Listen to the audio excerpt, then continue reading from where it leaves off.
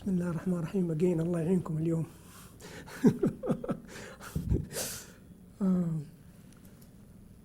Okay, now the time for relapsed refractory multiple myeloma. It is an update. You know, as we agreed that multiple myeloma is an incurable disease, but alhamdulillah it has been changed into chronic disease, in which, as I mentioned in the first talk, that patient can survive for 5, 7, even more than 10 years. If you look here carefully, this is when the patient diagnosed with active multiple myeloma, receiving medication here, okay, responding very well. But this response not going to take a long time. Sometimes, and after that, really, there will be a relapse.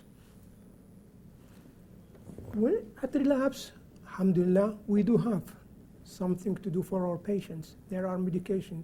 There are novel medications in which it can help. But keep in your mind that, really, at the first relapse, the response will be somewhat inferior to the first time. Not only that, but the time of the response also inferior to the first time. Having we mentioned that, what about the second relapse? Same scenario will be applied, that the response is less, much less, as well as the duration of response is much less. So we have to tackle this very well. But nowadays, we do have really novel agents, and I will discuss that later on. So when I am saying that relapsed multiple myeloma, what does it mean? Here, if you can look here, relapsed multiple myeloma meet international multiple myeloma group criteria for progression or a progressive of the disease. What the progressive of the disease? According to the definition, this is the progression of the disease. Equal or more than 25% increase of nadir in the serum or urine of M protein and other criteria, as you can see here.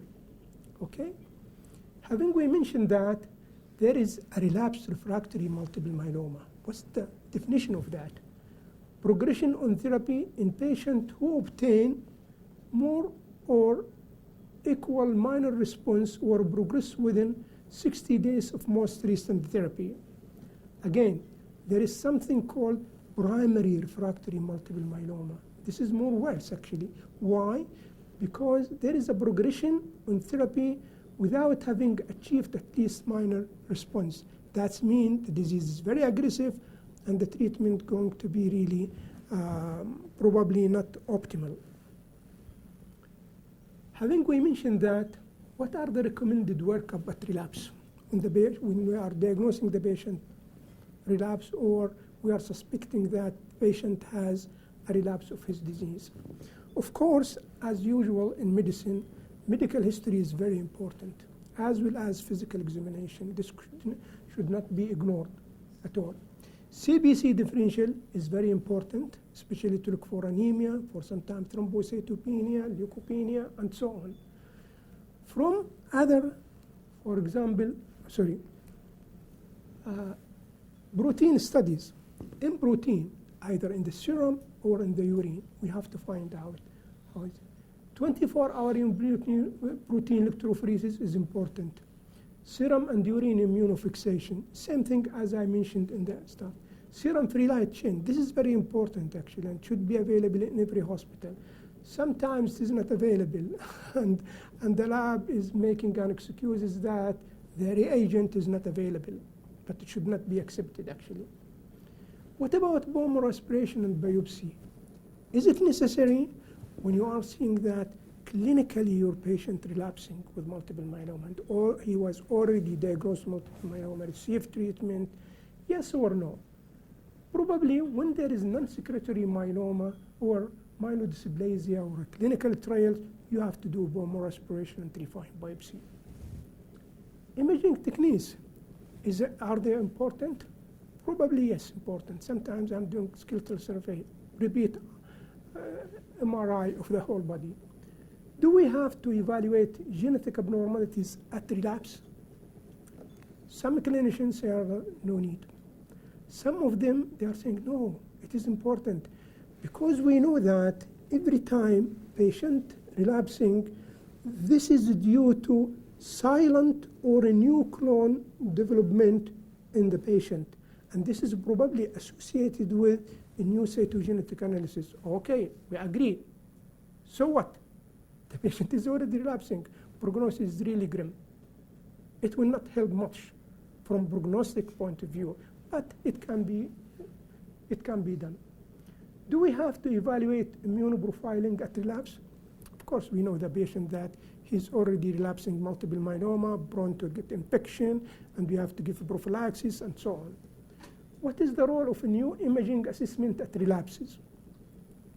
If the patient already relapsed in front of our eyes and simple investigations showing us he is relapsing, except if you have a good hospital and you would like to do baseline for the relapse to follow up later on, you might do PET scan or MRI. So this is really depending on the clinician, on the doctor himself, whether he likes it or not. But if you did not do it, it is not a mistake. Okay, strategies at relapse. We can classify according to the period of relapse. To start with, early relapse. That is within 18 months after the induction treatment. Then intermediate relapse, 24 months to 36 months. Then late relapse. This is very important, really, because what really the experience told us that if the patient relapsing as early time, really the prognosis is grim.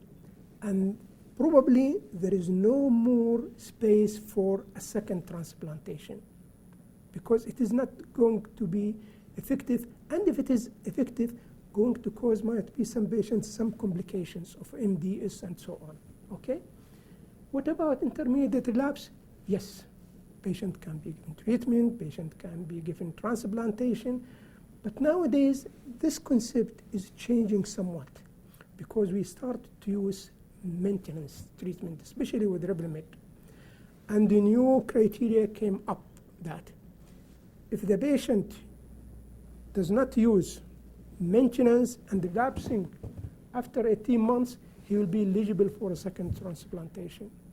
But if he is on maintenance and relapsing at intermediate relapse, probably the second relapse is not going to be up. And they are dividing this. If the patient is using maintenance, after 36 months he is relapsing, that is where you have to do second transplantation.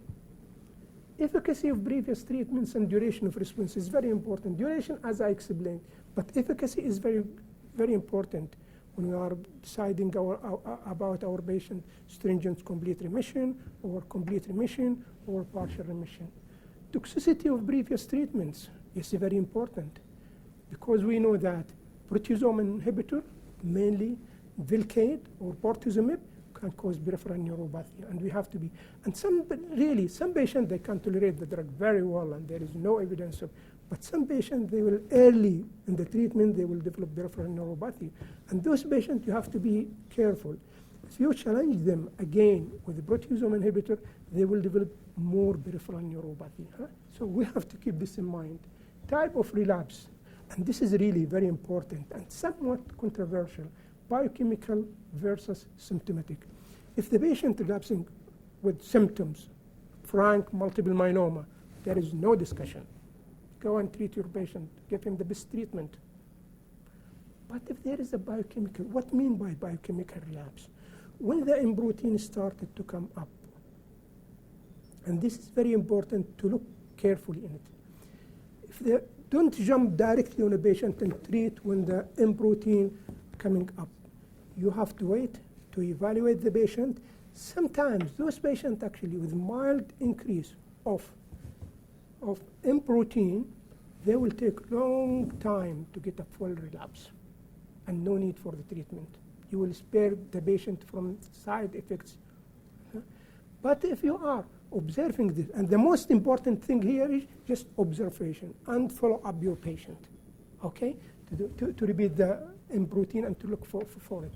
If it is really doubling within 4, 6 weeks, 2 months, getting high and high and high, that is reflecting that the disease is aggressive and you have to treat. Don't wait for that, okay? Having we mentioned that, still there are key clinical considerations at relapse. What are these considerations?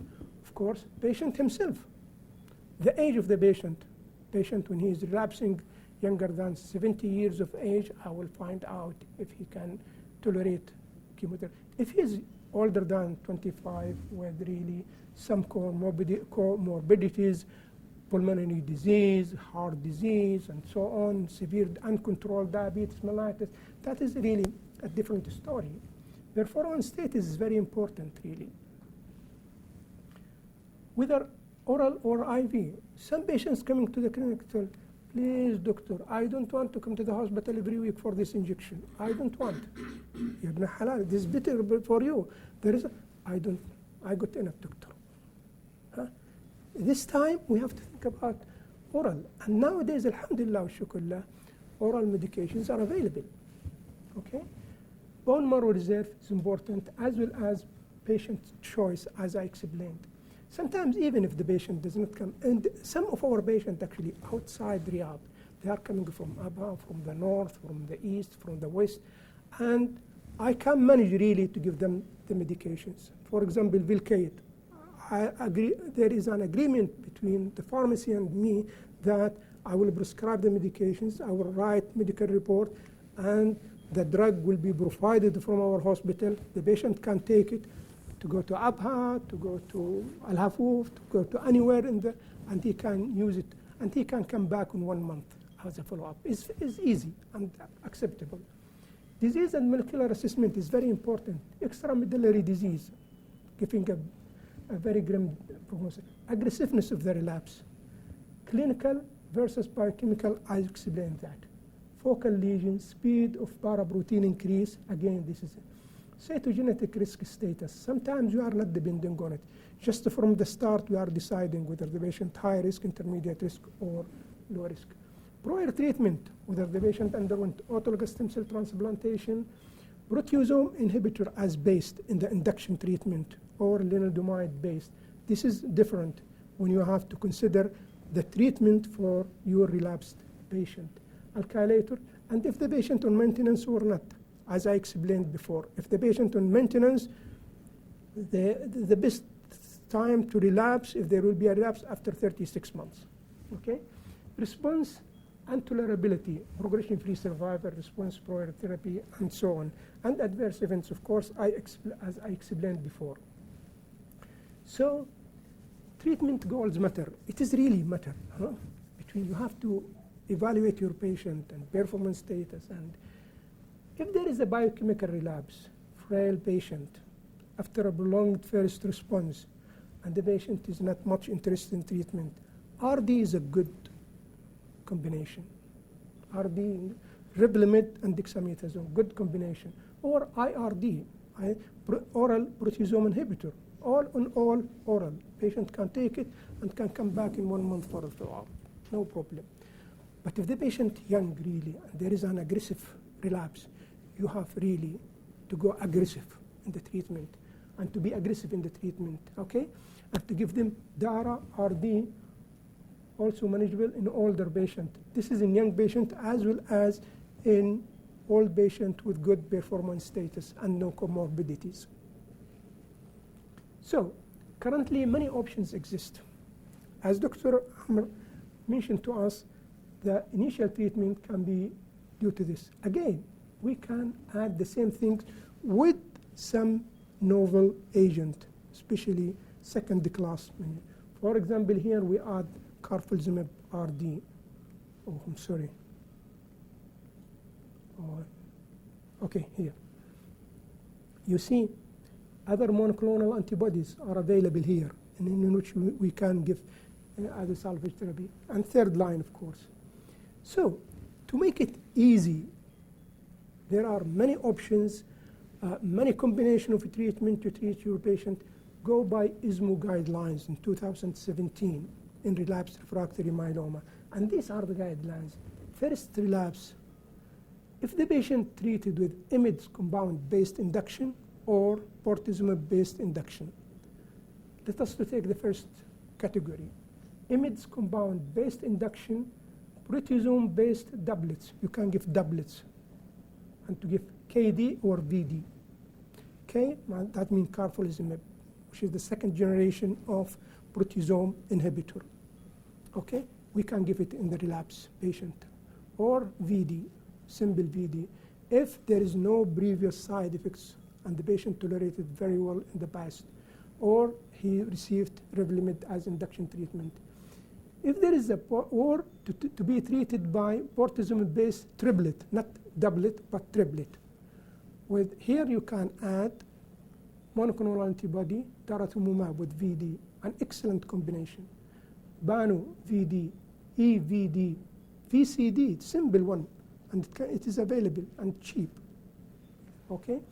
If the patient had actually bortezomib-based induction, you can give either doublet or triplet. Doublet, RD, can do. RD-based triplet, with adding to doublet daratumumab, carfilzomib, or the third generation of proteasome inhibitor, oxazomib, or monoclonal antibodies, any of them.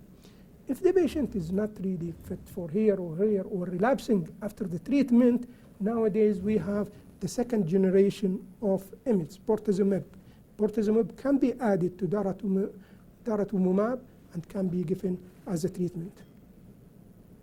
This is really very confusing slides, but these are the studies in relapsed refractory patient with different combinations of treatment.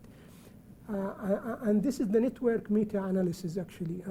If you can see with lenalidomide, dexamethasone, or bortezomib dexamethasone, or dexamethasone in combination with others. Simply just concentrate. The best result here actually when lenalidomide dexamethasone compared to dara lenalidomide dexamethasone. That's what's called Pollux study, because the highly significant p-value with hazard ratio 0.37. The one almost equal to it, or as important as it is, when bortezomib combined with daratumumab and dexamethasone, Castro study or trial. The same thing, giving hazard ratio 0.39 and highly significant p-value. Others are all inferior, effective, but they are inferior. So, in Mayo Clinic, actually, M-SMART guidelines, first laptop study, what they will do, they are dividing the patient into two groups. One group, those patients who underwent maintenance after the transplantation. Other group, no maintenance. If maintenance and the patient is fit patient, he can be treated with different treatment. KPD or KVD if Revlimid maintenance. If the maintenance is not Revlimid but Velcade maintenance, because we are using one of them, okay, DRD, daratumumab, Revlimid, dexamethasone.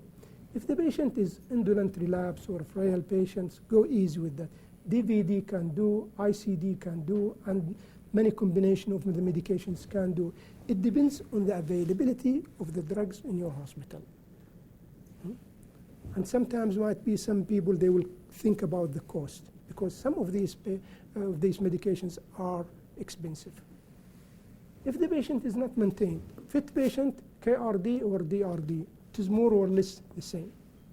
Indolent relapse or frail patient, IRD or ERD. I for oxazomib, which is oral proteasome inhibitor, with lenalidomide, dexamethasone, or monoclonal antibody with Revlimid and dexamethasone. So it is easy and simple if you can apply these rules. This is really, again, systemic literature review and network meta-analysis, but here to be compared only with dexamethasone. Again, the most important combination is really these two.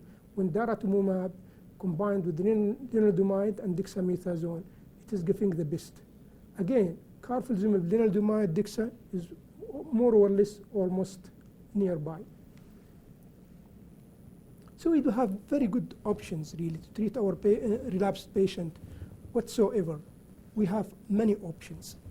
Here, this slide really second or later relapse. Okay, this is very important actually if there is no study. Not plasma cell leukemia, no plasma cell leukemia or similar extramedullary disease. And look here, if the patient single refractory or double refractory or triple refractory or triple refractory with all the previous medication, still you have an option to treat your patient. Just go ahead and think about it, and you will find availability to treat your patient with different combinations and options of treatment.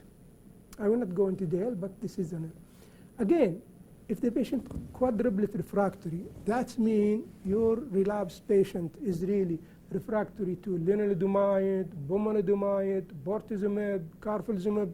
ايش خليت لنا يا أخي خلاص. Still, he can be treated with VTD pace. And here chemotherapy included really. 2 cycles, and this is not the end of the story. If after 2 cycles, patient young, with good performance status, responding very well, you can go ahead and do autologous stem cell transplantation for your patient again, no problem. Okay?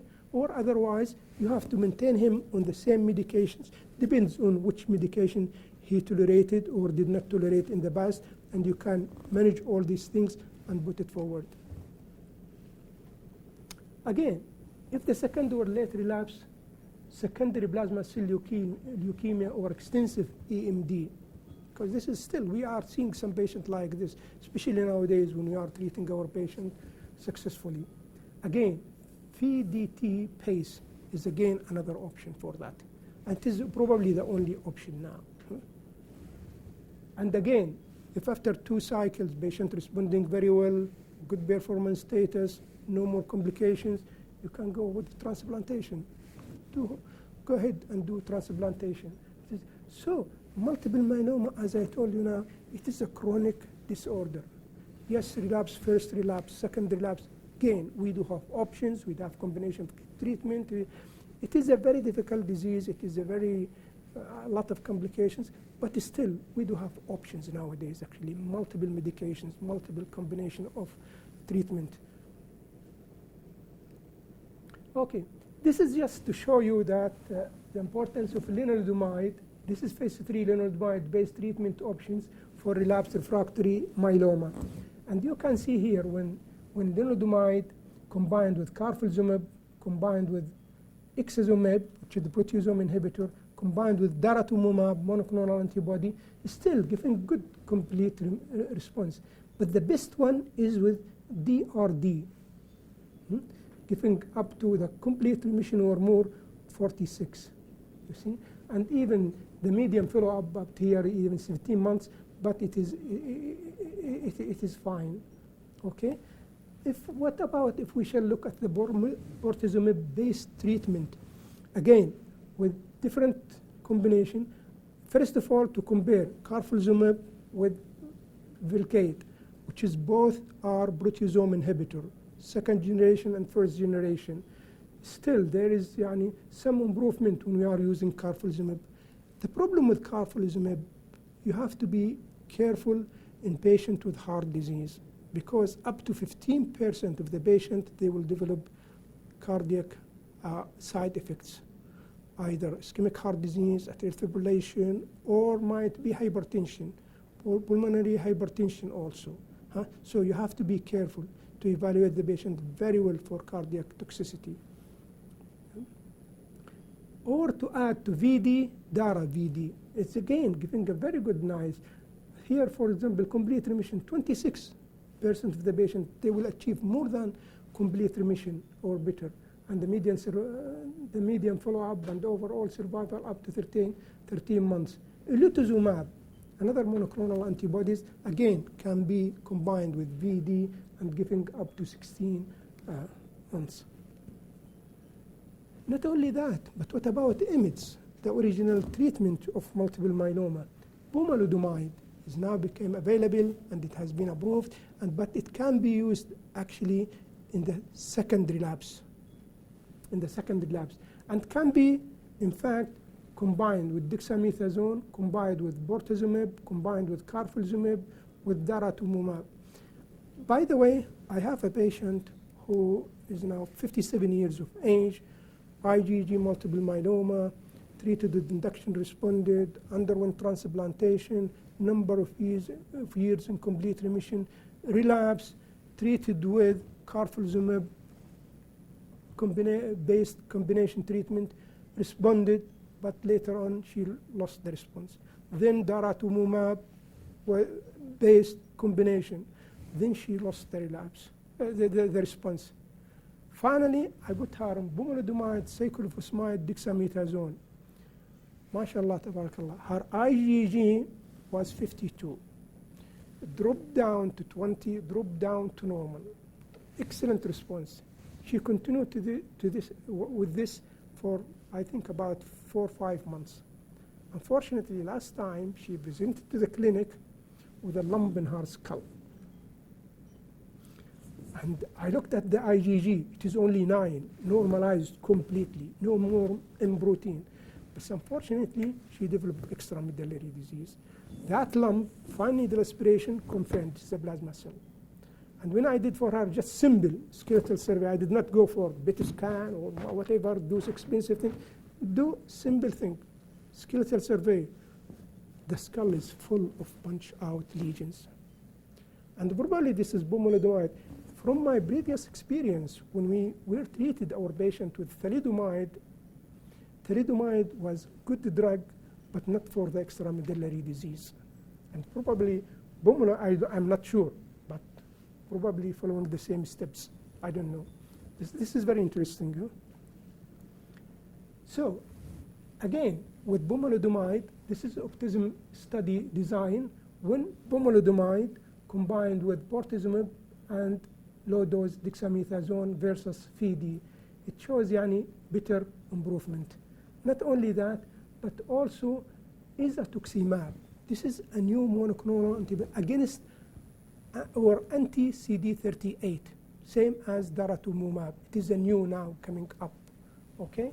And when it is combined actually with BD,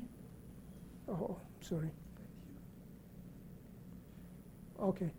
When it is combined with BD, it gives this result. You see, it is responding. Huh? It is just only a new drug. So we are going to have much better drugs in the future. Cell therapy and novel treatments, CAR T cell and BCM CAR T cell. There is a big hope, but we have to wait and to find out how is the outcome from this result. In conclusion, relapsed refractory myeloma therapy. At relapse, multi-drug combinations incorporating new agents can provide maximum benefit. Triple regimens preferred, 2 drug and dexamethasone and steroids, with at least 1 agent from different class than previous treatment.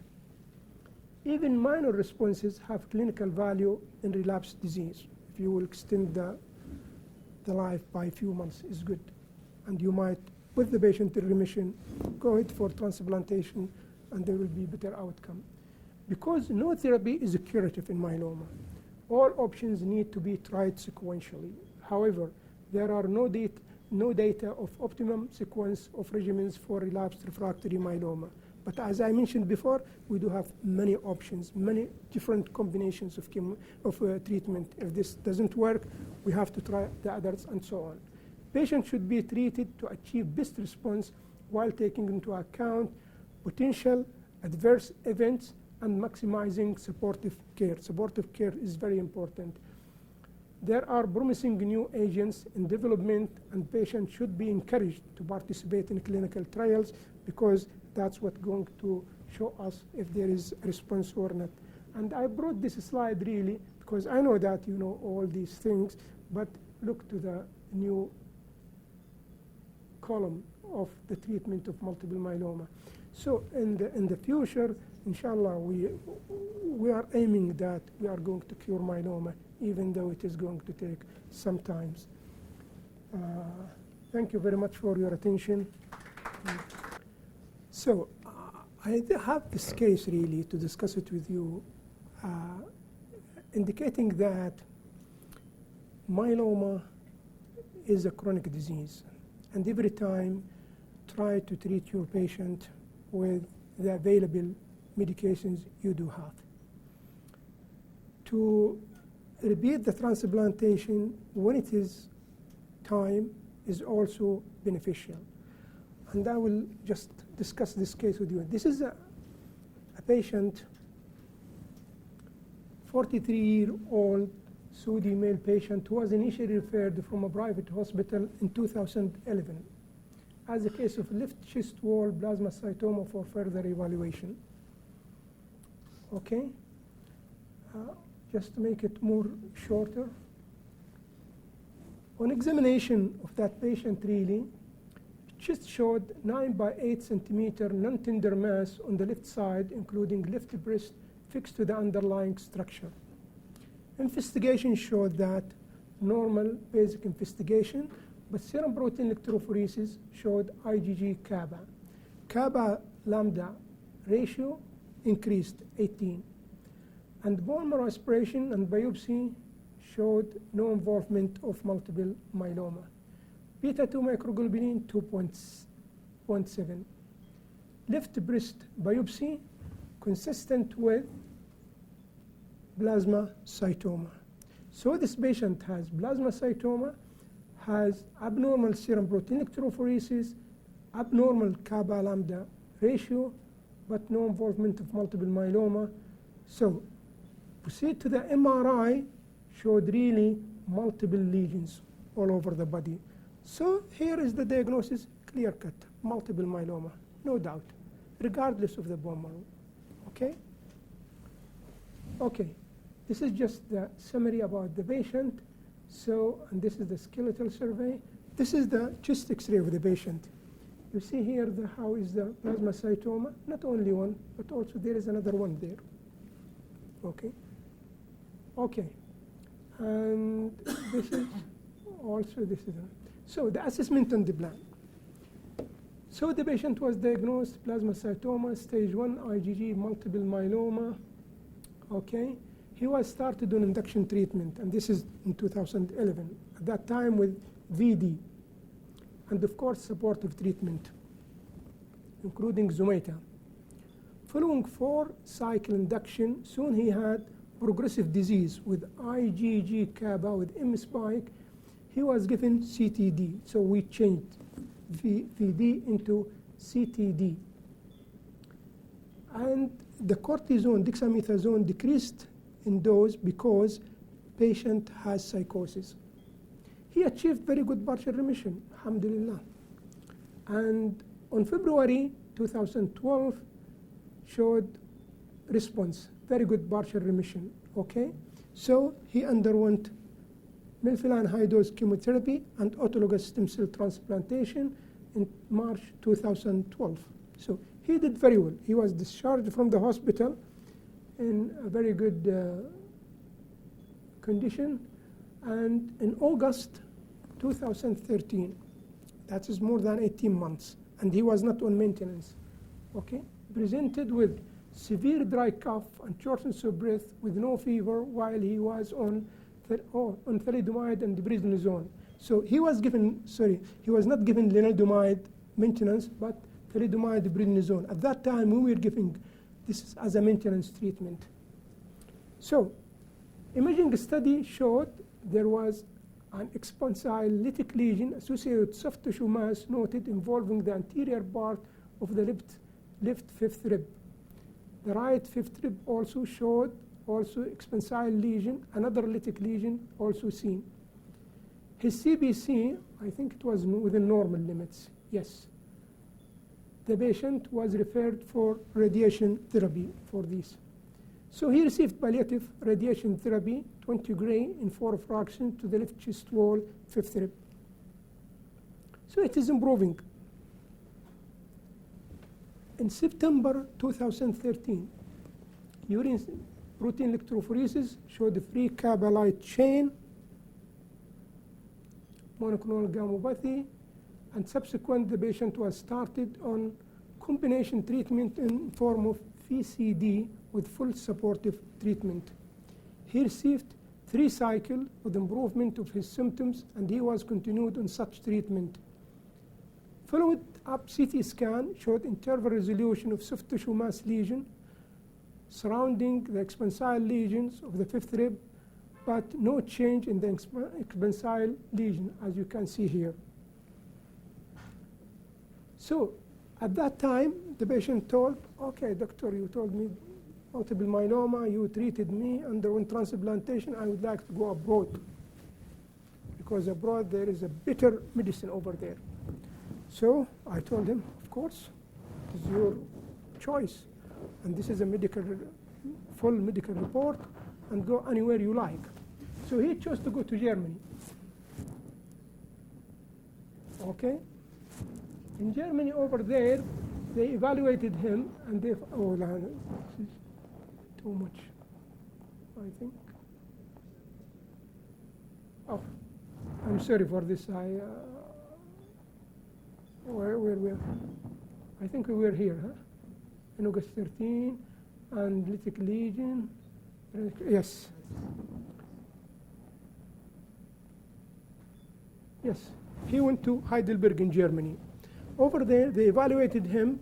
They confirmed that he has a relapse of multiple myeloma, and he underwent a second transplantation. Okay? Then he responded very well, and he came back to Saudi Arabia in complete remission. But in 2014, repeated MRI showed no residual tumor activity and response after high-dose chemotherapy. The patient was discharged and was given an appointment to continue follow-up. Unfortunately, at one stage, he had another bone lesion with fracture, which was fixed orthopedically. Okay, and after that, he has a relapse on the same site. So again, he received 20 gray in 5 fractions completed in May 2017. Re-evaluation confirmed relapse. Subsequent, it was decided to treat him with VCD again, because the interval was very long.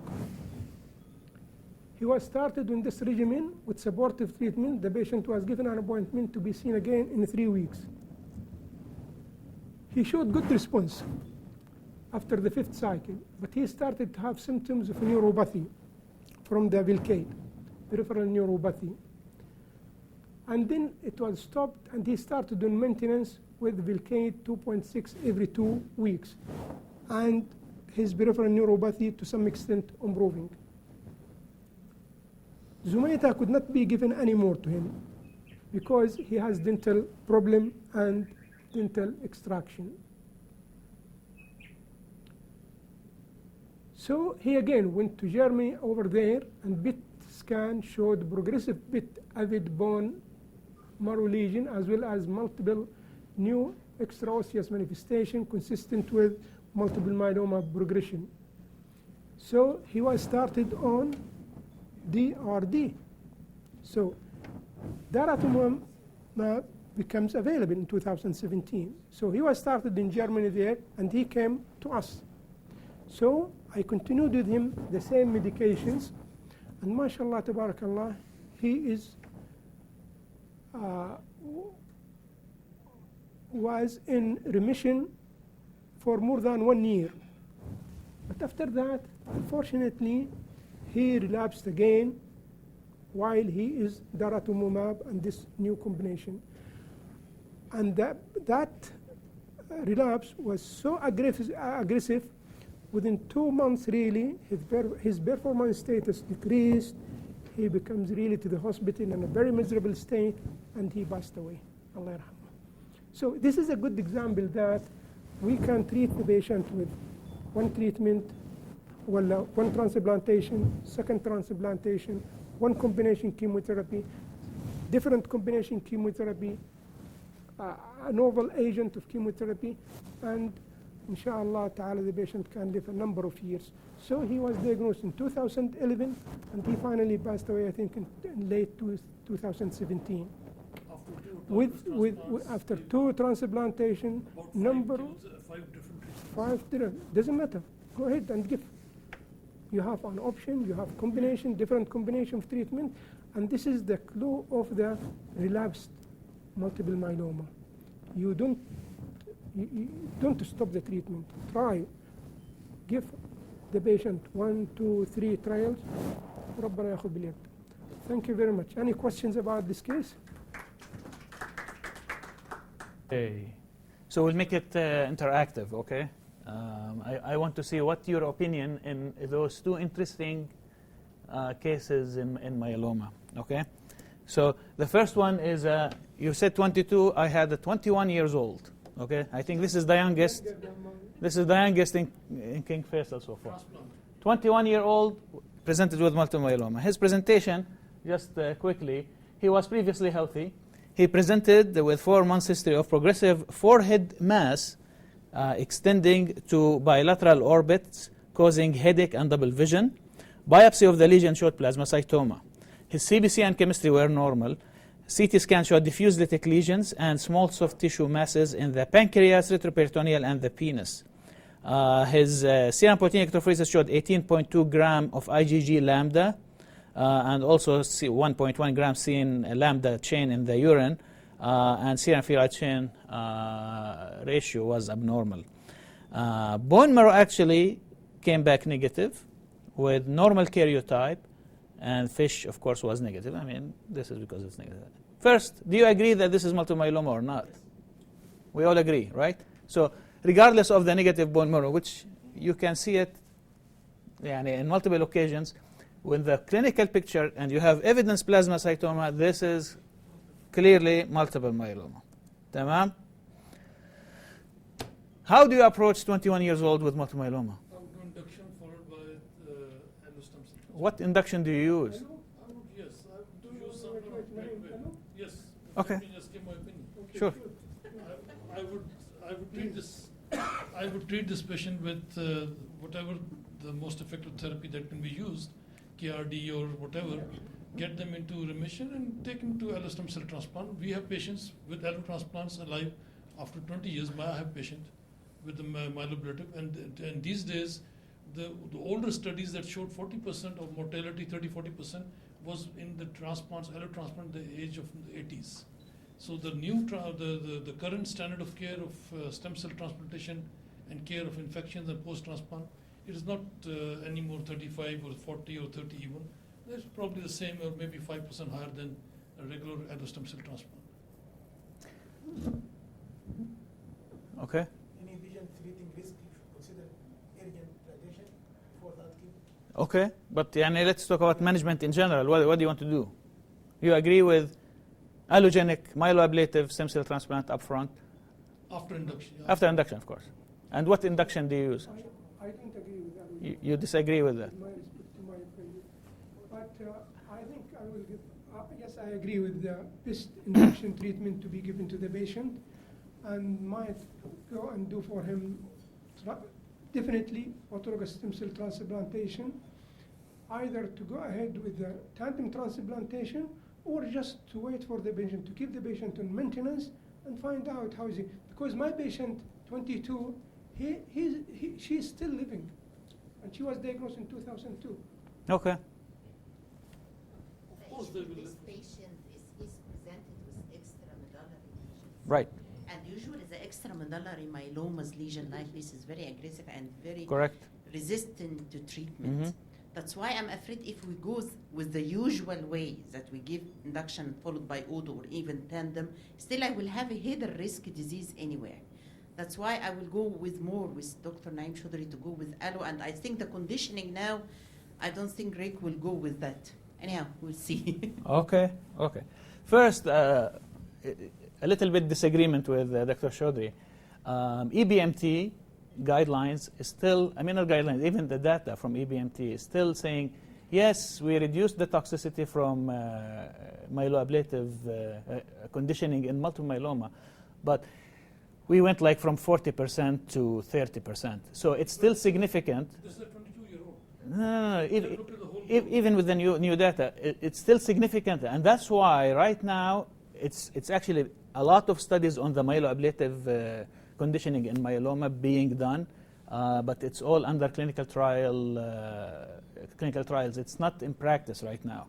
My point was because mhm. that looks at the whole group Sure. of the patients who go for early transplant, who have patients for younger all the way to 65, 70, something. Absolutely. So this is a 22-year-old patient. Yeah. So, but just to be clear, as a general recommendations, we still don't use myeloablative conditioning in myeloma as a standard of care. Okay. In special situations, of course, it's actually being done in multiple clinical trials, and we're still waiting for more and more results. So, let me tell you what happened with this guy. All right. Of course, we did radiation therapy. He got radiation therapy, and then the patient underwent just standard induction, okay, with 4 cycles of CyberD or VCD, and he achieved complete remission, disappearance of all the masses, PET scan completely negative, right? Even the protein normalized. So we presented the case in our BMT meeting, and the consensus at that time was to do autologous stem cell transplant followed by REC allo. Okay? So actually we did the autologous stem cell transplant. He did well, fine. And then we said, yes, we need to do the REC allo. He said, absolutely no. I don't want allogenic transplant. He was wise. And he was wise. Okay? I put him on lenalidomide maintenance, and right now, this is 4 years ago. He's still in complete remission, enjoying life, got married, happy, no signs of disease recurrence. 4 years after this treatment, and just keep going on lenalidomide maintenance. So I think the idea of this case was influenced also by the patient's decision, but simple therapy, as Dr. Fahad mentioned, sometimes can be enough, even if it's scary. Young patients, extramedullary, plasmacytomas, everything looks bad. Treatment was simple, very minimal side effects, enjoying life, doing great, 4 years so far. Inshallah, yani hopefully he will not relapse. I have a patient who's 23 years post-allo transplant, enjoying life Uh-huh. and alive. Okay.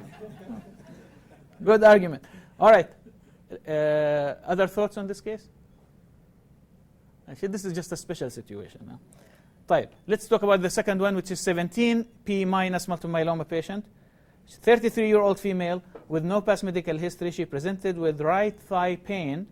MRI showed expensile lesion at the right iliac bone extending to the acetabular roof. Biopsy was done, showed plasmacytoma, kappa, light chain, restricted. Skeletal survey showed multiple small osteolytic lesions in the skull, and the bone marrow confirmed the diagnosis by 60% clonal plasma cells. FISH came back positive for 17P deletion, which is very bad.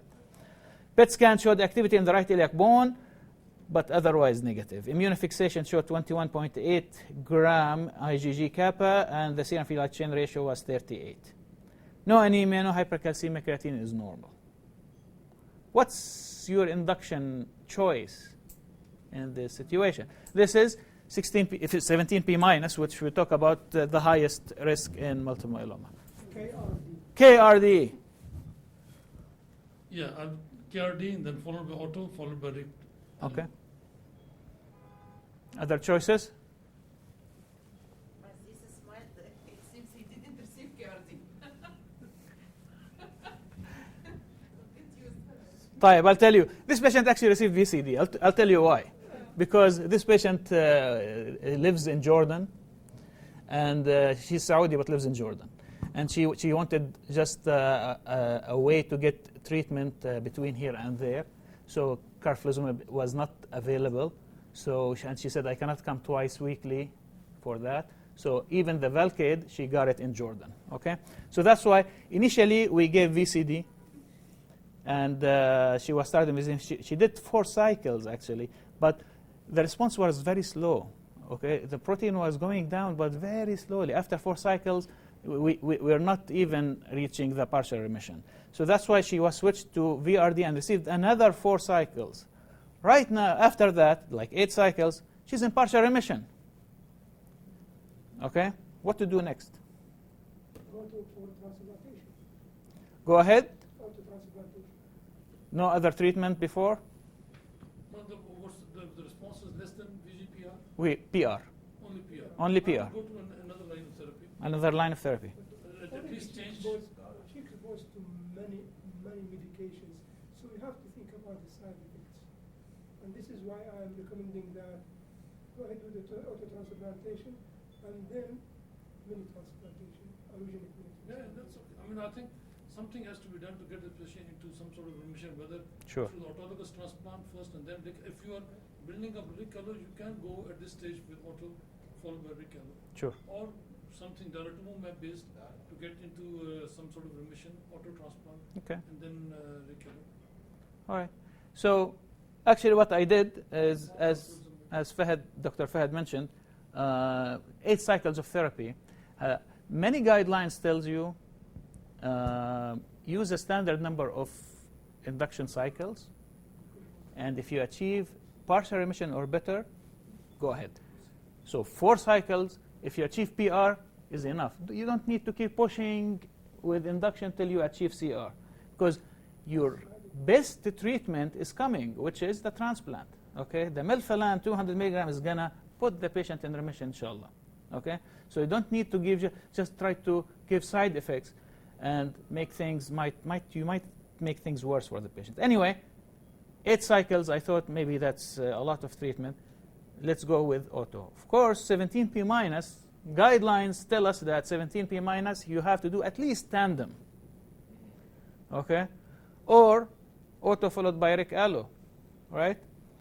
So I did the first one, and then she got the second transplant. Actually, after the first one, there was still small protein. Okay? She didn't go into complete remission. But after the second one, she is in CR now. Tandem. 2 tandem. Okay? So she's in CR now, and I'm planning for strong maintenance therapy. Now I'm convincing her that we need KRD maintenance. Okay? Because clearly the pace of the disease, it tells us that it's resistant. Okay? 8 cycles of treatment, protein. First auto, still protein. Yes, we achieved this, but this is short-lived remission. She's going to relapse soon. And when she relapses, it's going to be very hard to control it again. So that's why we need good maintenance. And I'm thinking KRD maintenance will be the best. She's moving to Saudi Arabia, alhamdulillah, so she can get the KRD. All right?